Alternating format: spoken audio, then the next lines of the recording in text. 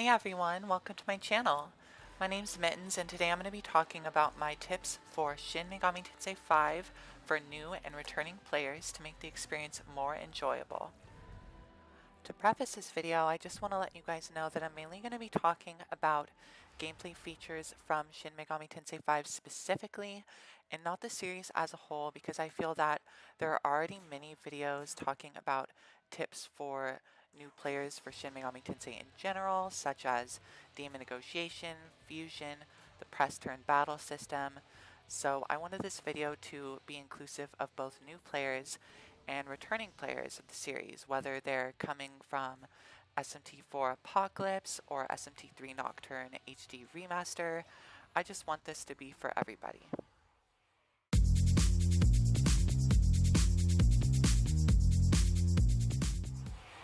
So starting off, I wanted to talk about items in the game because unlike many other RPGs I've played, I feel like items are very crucial in terms of beating certain bosses and just progressing throughout the game in general.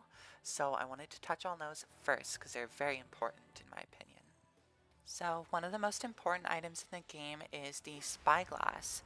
So the spyglass is an item that will reveal pretty much everything about an enemy, from their stats to their affinities, moves, and Magatsuhi skills.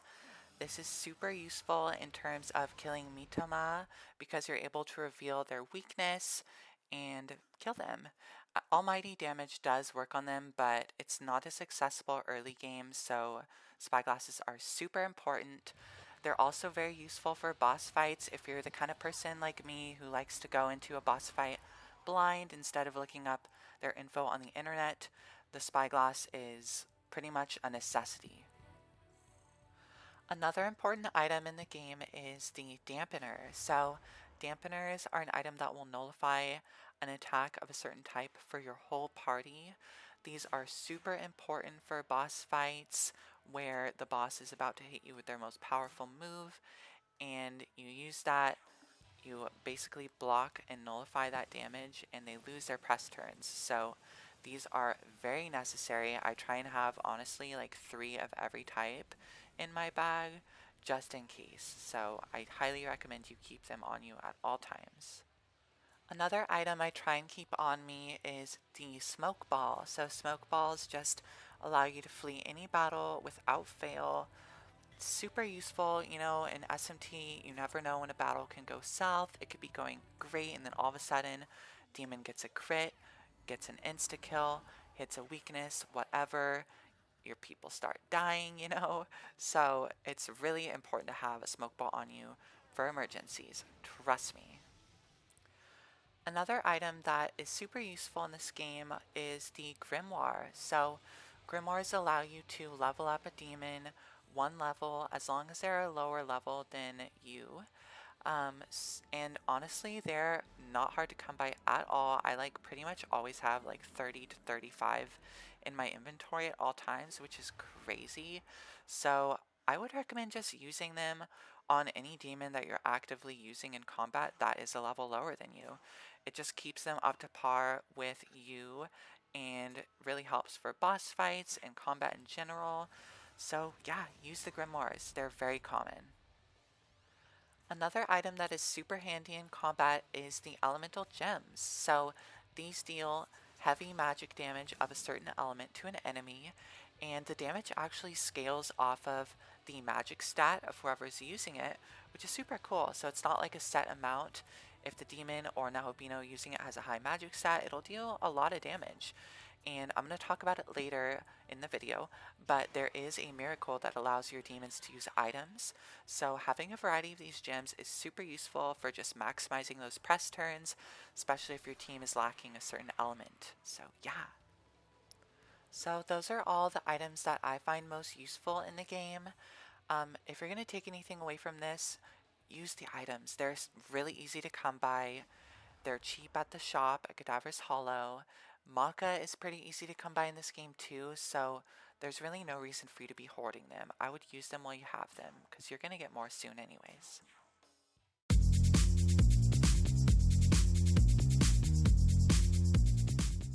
Okay guys, so next I'm going to be talking about My tips for exploring the netherworld. So my first tip is to always check those yellow icons that your navigator points to. It's a great way to find items, maca, but especially mitama.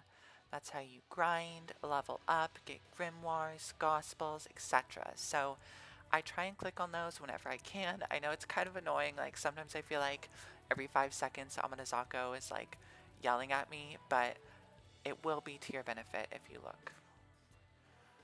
Another tip of mine is to always try and check out those vending machines because that's how you get relics that you can sell at Cadaver's Hollow for maca. And that's the main way you get maca in this game, at least for me it is. And maca is important just because it allows you to summon more demons from the compendium, so it's very important to check these vending machines. So my next tip is to do your best to try and find every main man of every area, just because glory is really important in this game. However, don't stress out too much about finding them as you explore the area because near the end of every area there's going to be a Chironupu or a Chiro. He's that cute little fox guy, and he will basically show you the location of all the remaining Mimons that you haven't found yet for the price of 20,000 maca. So I usually just find them as I explore the area, but at the end I'll pay him and then I'll go back and find all of them. So my next tip is to utilize the warp action in this game, which is basically pressing LR and it'll take you back to the last visited leyline fount. This is super useful if you're in a sticky situation, so you're really low health and there's a giant demon near you that might kill you, or maybe you fall off a ledge and you just don't want to backtrack because that's annoying. So yeah, use that warp feature. It's really easy and it comes in handy with almost everything. It's awesome. My next tip is to keep your eyes peeled when exploring the netherworld. I'm not gonna lie, the map is not the best. It can be kind of confusing, so just make sure to stay vigilant when looking for stray paths or objects you can climb or jump down from. My next piece of advice is try and do every side quest you can.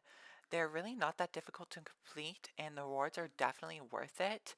And they're actually really fun. Unlike other RPGs where most of the side quests are just pretty much fetch quests, these are kind of fun and there's a bit of a variety there.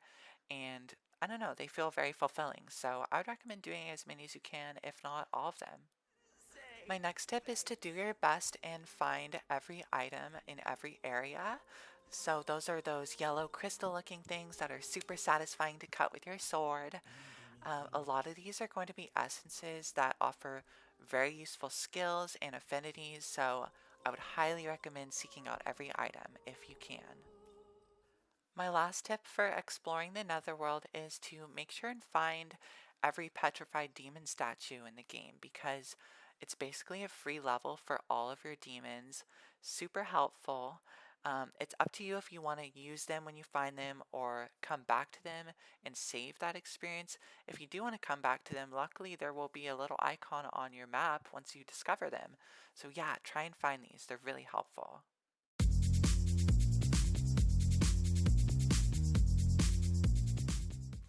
Up next, I'm going to be talking about miracles, specifically which miracles have been most helpful to me throughout my playthrough. For the supremacy miracles, I find that the knowledge of tools miracle is by far the most helpful. It basically allows your demons to use items in battle, which pretty much completely changes combat and makes it a lot more fluid. So I would highly recommend getting this one as early as possible. For the Doctrine miracles, my favorites are definitely going to be the Unforgotten Memories, which gives your newly fused demons experience based on the level of the demons used during fusion, which often causes them to level up and learn new skills faster.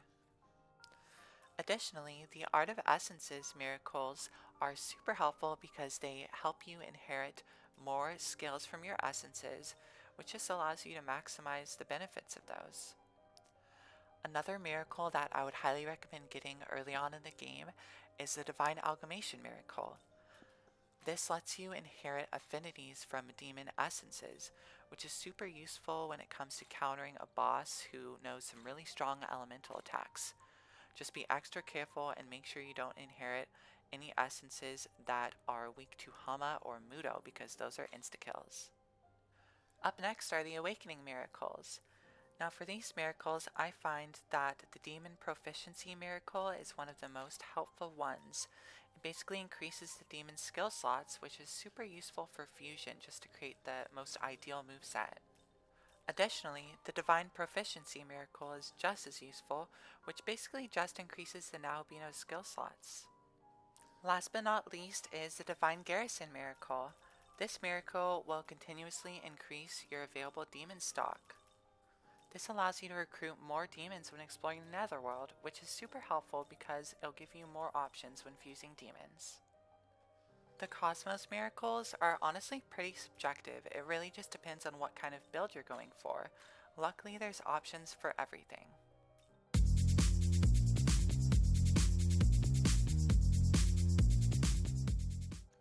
Next up, I'm going to be talking about essences. My first tip on essences is to simply use them.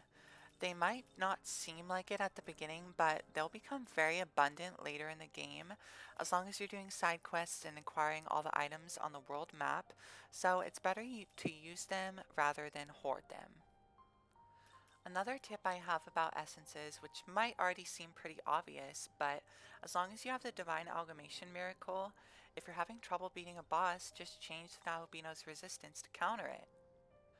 When inheriting essences from demons, try to avoid a light or dark weakness because that is an insta-kill sometimes. Only inherit these for a short period of time if you need to, if the boss you're about to go up against doesn't use either of these attacks. My final tip on essences is to use the Aogami type essences. They're extremely useful and the skills they offer are awesome, and there are options for physical and magic builds for them, so I would highly recommend searching the overworld for them and using them as soon as you get them.